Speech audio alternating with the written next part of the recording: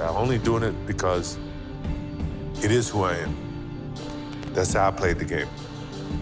That was my mentality. If you don't want to play that way, don't play that way. Break.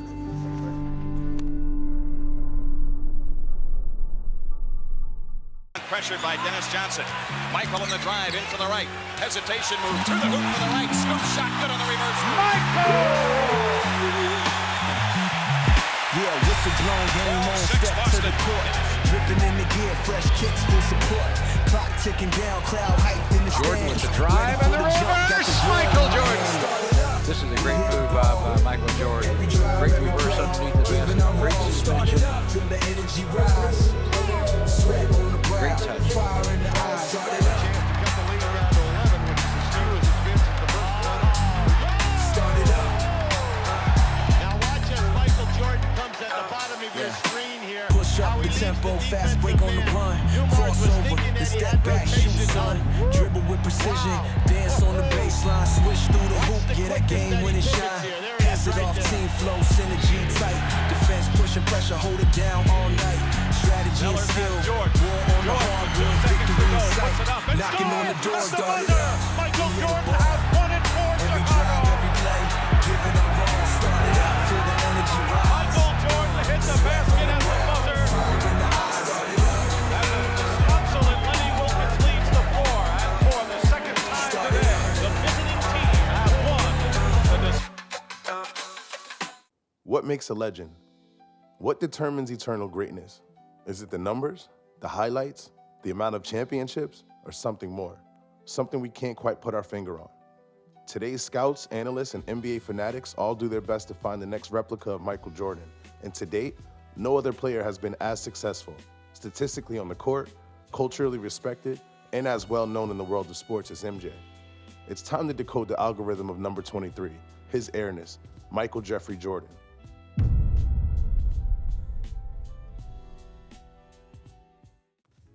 Before the championships, before the dynasty, before he took flight, Michael Jeffrey Jordan was just a kid with a dream in Wilmington, North Carolina. Born February 17, 1963, he was blessed with a natural athleticism, but his drive is what set him apart.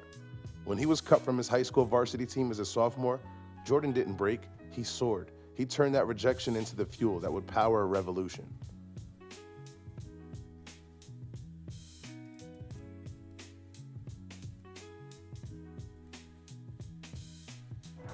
Michael Jordan tells me one day he wants to be the best player that's ever played here. And I said, well, you got to work harder than you did in high school. He said, I worked as hard as everybody else. I said, oh, excuse me. I thought you just told me you want to be the best player to ever play here. He said, I'm going to show you. Nobody will ever work as hard as I work.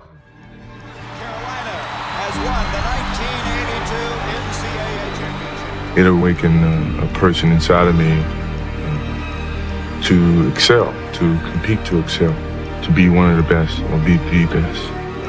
That drove me.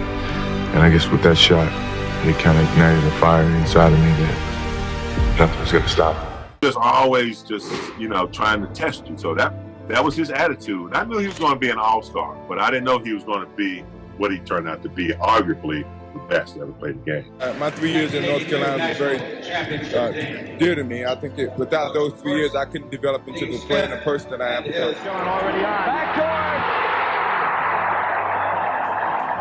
At the University of North Carolina, Jordan announced himself to the world. His game-winning shot in the 1982 NCAA championship wasn't just a moment, it was a preview of coming attractions. That silky smooth jumper, the clutch gene, the swagger, it was all there, waiting to explode onto the professional stage. How's the transition been from college to the Olympic experience and now to the NBA? Well, I think it's been pretty easy. I think the Olympic was kind of pre-professional level. It was fast-paced, it was physical, and that's just the type of NBA game is. And, coming on this level is a brand new start for me, and I have to start from the bottom and work my way up. So, I think the hard work is ahead of me, and I'm willing to take on that challenge and go out and play the best I can. Chicago, 1984. A struggling franchise pins its hopes on a high-flying guard from North Carolina. What followed was nothing short of a revolution. The Chicago Bulls made him the third pick in the 1984 NBA draft. Third, meaning two teams passed on a man who would redefine basketball. But from the moment he stepped onto the Chicago stadium floor, Jordan wasn't just playing basketball, he was reimagining it. He didn't just jump, he flew. He didn't just score, he demoralized. The impossible became routine. What was to follow wasn't just a basketball revolution. It was a culture phenomenon that would reshape entertainment, advertising, and the global commerce for decades to come. Tyler dunks over Terry. Terry fouls him, it counts. So how did one athlete and one man transform American culture and global business? When Nike signed Michael Jordan to a $2.5 million contract in 1984, they weren't just betting on an athlete. They were investing in a cultural shift. The Air Jordan line didn't just change athletic footwear. It created an entirely new consumer category. It was more than a shoe. It was a cultural phenomenon.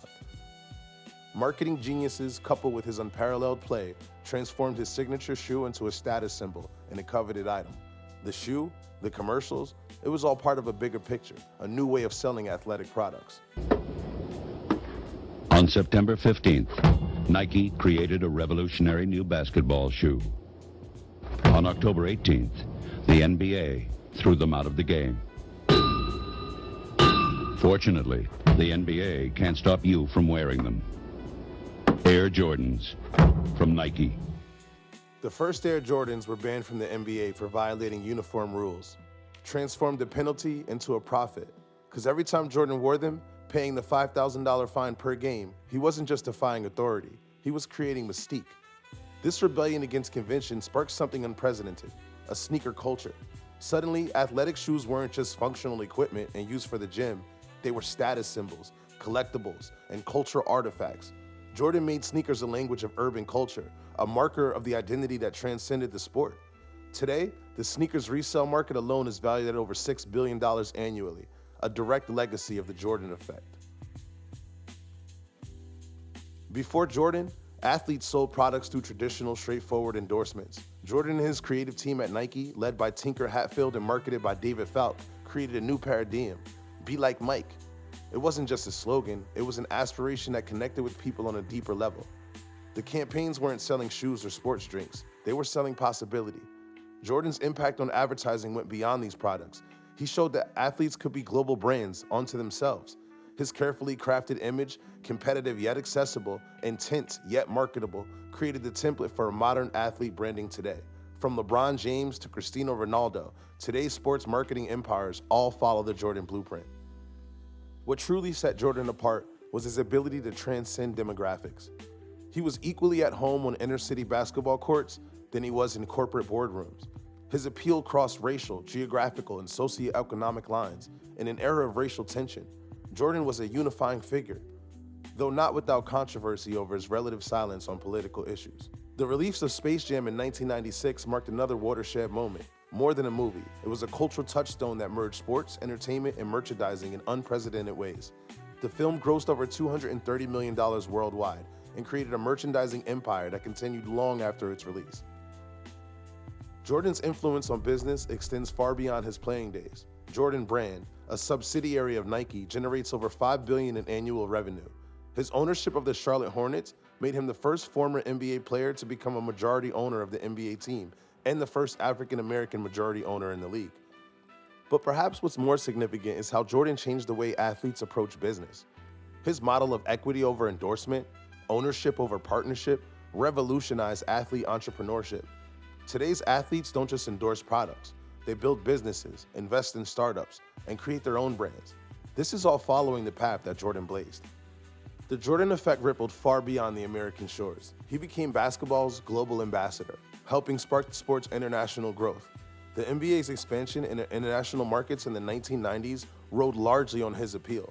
In China, where he was known as Huiaodan, his influence helped basketball become the country's most popular sport. Jordan's impact on the youth culture cannot be overstated either. He created a new archetype of athlete, entrepreneur, culture icon. His influence is invisible in everything from fashion to music videos, from business schools to social media. The very concept of personal branding owes much to the template that he created. Today, phrases like the GOAT, greatest of all time, and like Mike have entered common slang. Jordan's famous Jumpman logo is as recognizable as Nike's swoosh or Apple's apple. His success created new possibilities for athlete empowerment and representation.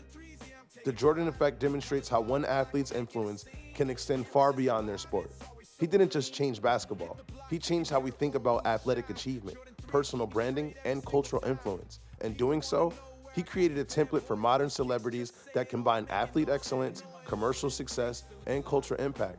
As new generations of athletes and entrepreneurs emerge, they all operate in a world shaped by Jordan's influence. The Jordan effect isn't just history. It's a living phenomenon that continues to shape how we think about sports, business, and the culture in the 21st century. Jordan, to the world, should be remembered as starting an industry that was not there. There's no question about the superiority of what Nike. Michael Jordan did that.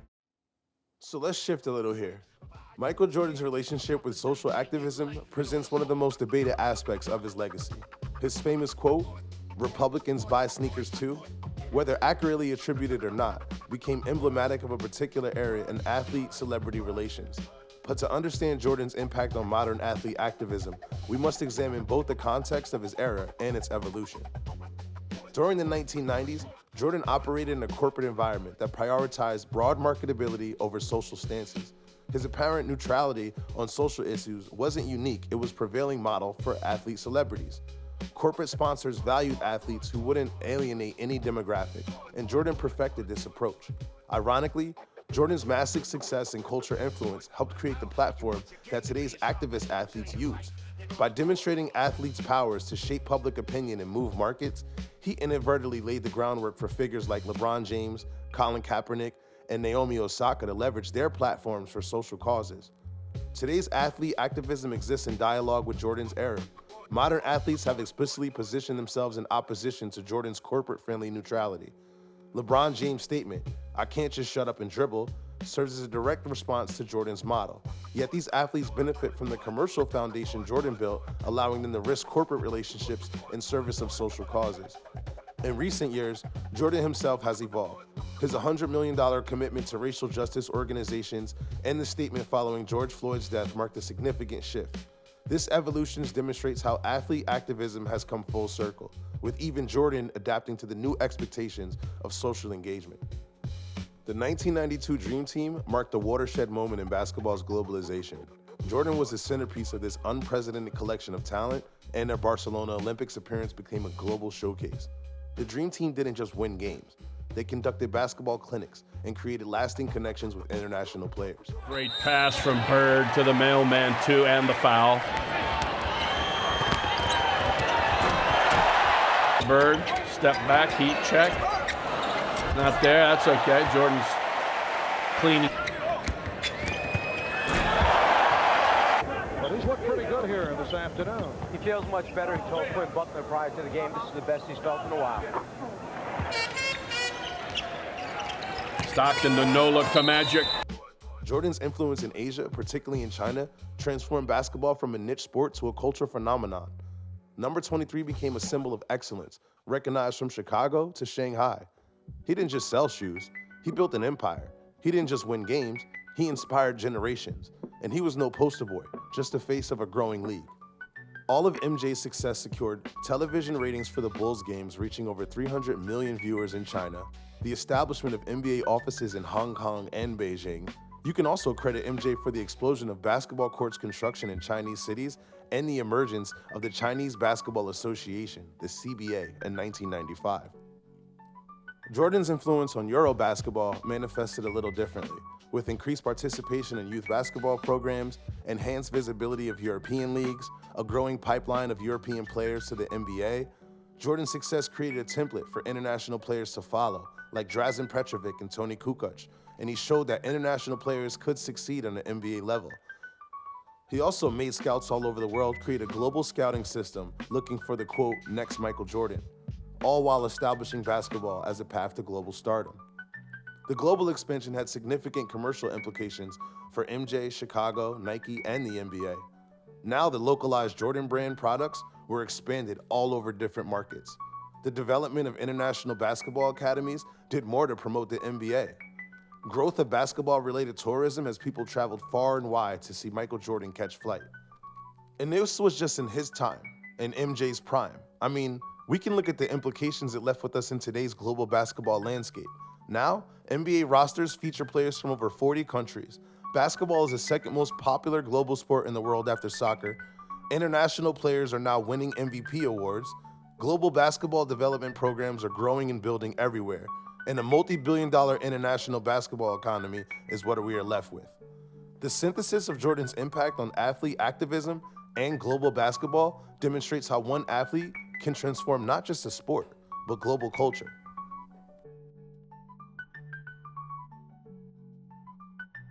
Offensive foul. Did you see his arm come out? Jordan trying to shake off Starks. Oh, what a move by Jordan! It counts, and the foul. Michael Jordan at his best. There's very few people on this planet that can do this. He's just simply amazing. Puts it on the floor, stripped by Jordan. Loose ball to Grant, ahead for Michael, into the front court. Behind his back comes left wing, now down the lane, all the way for the two-hand slam, and the foul on Allen Ogg. That is vintage Jordan super stuff. I'll tell you, I hope nobody blinked watching that one, because this is Michael Jordan at his best. There's very few people on this planet that can do this.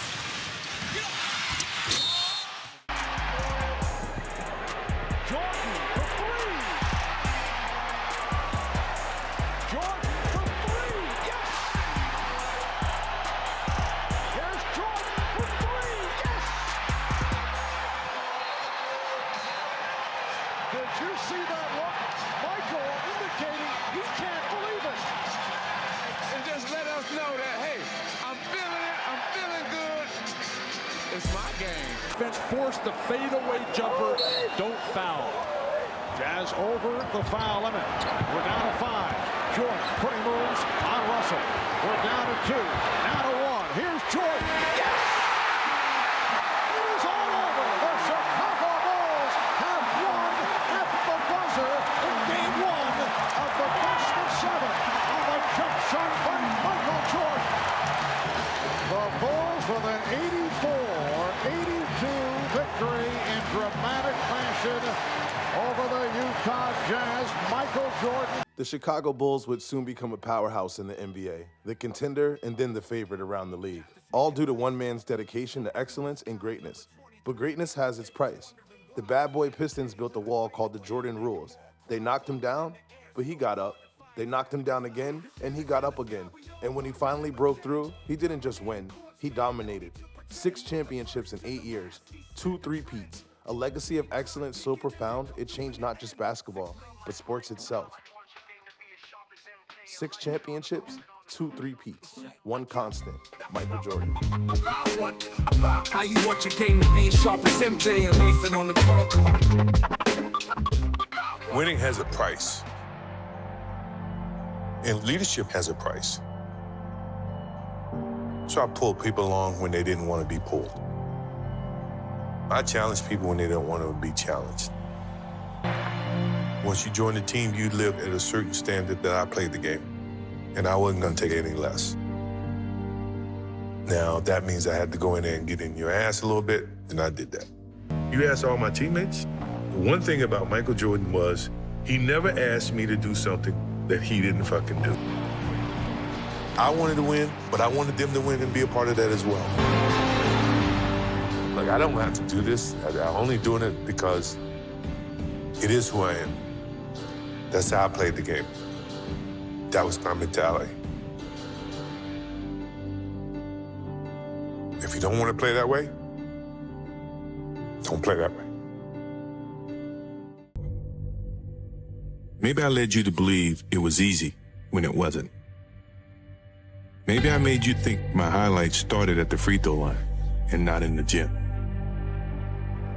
Maybe I made you think that every shot I took was a game winner. That my game was built on flash and not fire. Maybe it's my fault that you didn't see that failure gave me strength, that my pain was my motivation.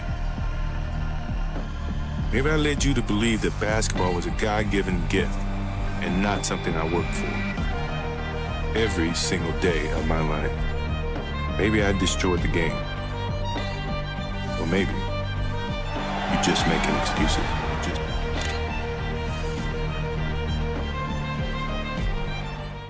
I used to ask him, what's it like to guard Mike?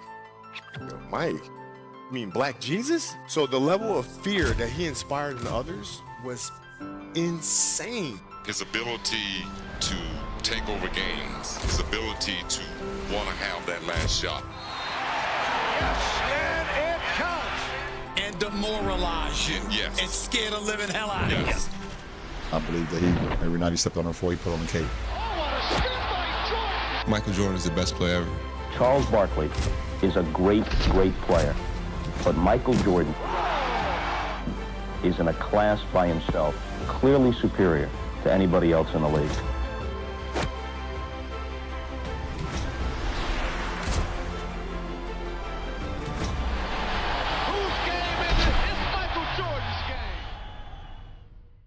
Aside from breaking records in the NBA and for the Chicago team, he created a personal brand bigger than any team or sport. He turned athletic shoes into fashion statements. He combined athletic excellence with commercial dominance.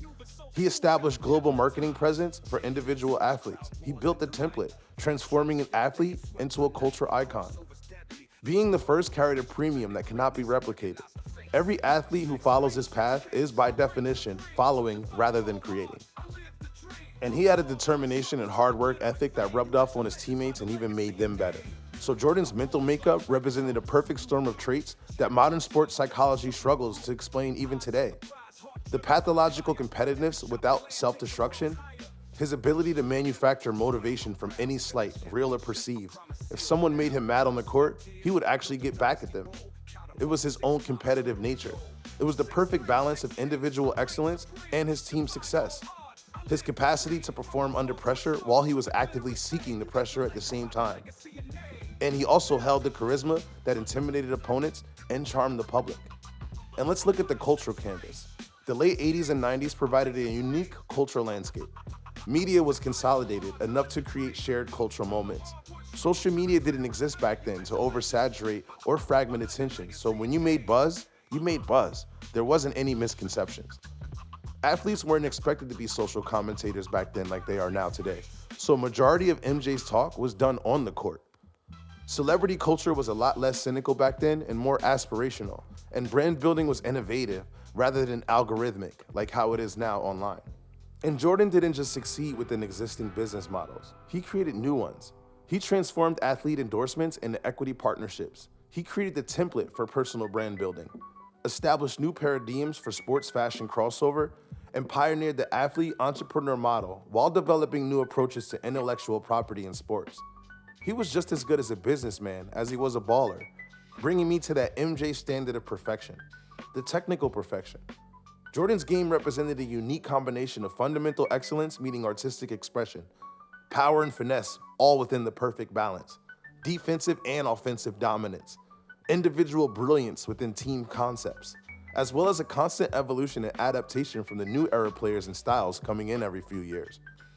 All of these factors dig deep into the greatness that MJ gave us and why his success, while often compared, will never be replicated. Today's athletes face much different challenges. The oversaturation of media exposure, the expectation of social consciousness, the fragmented attention spans of a more sophisticated but cynical consumer, and most of them have established rather than innovative business models. Perhaps the ultimate reason Jordan cannot be replicated is that his success created a blueprint that others still follow today. This creates an inherent contradiction. Following a blueprint cannot produce an original. The ultimate lesson may be that instead of trying to replicate Jordan, modern athletes and culture figures should seek to understand what made him unique and apply those principles to forge their own unique paths. So Jordan's greatness in nature stems not just from his basketball excellence, but from the perfect convergence of timing, cultural conditions, personal attributes, and innovation. In an age where everything seems reproducible, his example stands as a reminder that the transformation comes not from following templates, but from creating them. The game was always beautiful. It just needed a renaissance man. The artist, Michael Jordan from North Carolina, who would spend the next 14 years painting masterpieces in motion, turning each game into a gallery of the impossible. Like a young Mozart composing his first symphony, Jordan's early years with the Bulls were marked with raw brilliance that both thrilled and terrified. His first step was lightning, disguised as footwork. His jump shot, a perfect arch that mocked gravity's laws. In these formative years, he wrote verses in the air. 169-point night, with the defense left with tries. 43 points against Atlanta, a ballad of baseline drives. 63 in Boston Garden, where a legend came alive. The Bad Boy Pistons played the role of critics trying to edit his art with physical brutality. But like all great artists, Jordan used resistance as inspiration. Each defeat added layers to his palette, colors to his game. Under Phil Jackson's Zen guidance, Jordan's game evolved from solo performances into orchestral masterpieces. The triangle offense became his sonnet form, structured yet flowing with infinite possibilities. His first championship in 1991 was like breaking through a wall of sound, a crescendo building over 7 years. The mid-range fadeaway emerged as his signature brushstroke, a turn so precise it could slice diamonds, elevation that suggested wings rather than legs, release point pure as morning light, followed through like a conductor's final gesture. 3 consecutive championships painted in primary colors. 1991, the liberation from Detroit's chains. 1992, the perfection of form over Portland. 1993, the defiance of the Phoenix Sun. When Jordan stepped away from basketball, the game felt like a symphony missing its conductor. His baseball journey wasn't a departure, but a different movement in the same piece. A quiet allegro in the midst of a grand opera. His father's death had changed the rhythm, but not the musician. I'm back. 2 words that reopened the gallery. The second three-peat was different from the first. Like a mature artist returning to the familiar themes with new perspective.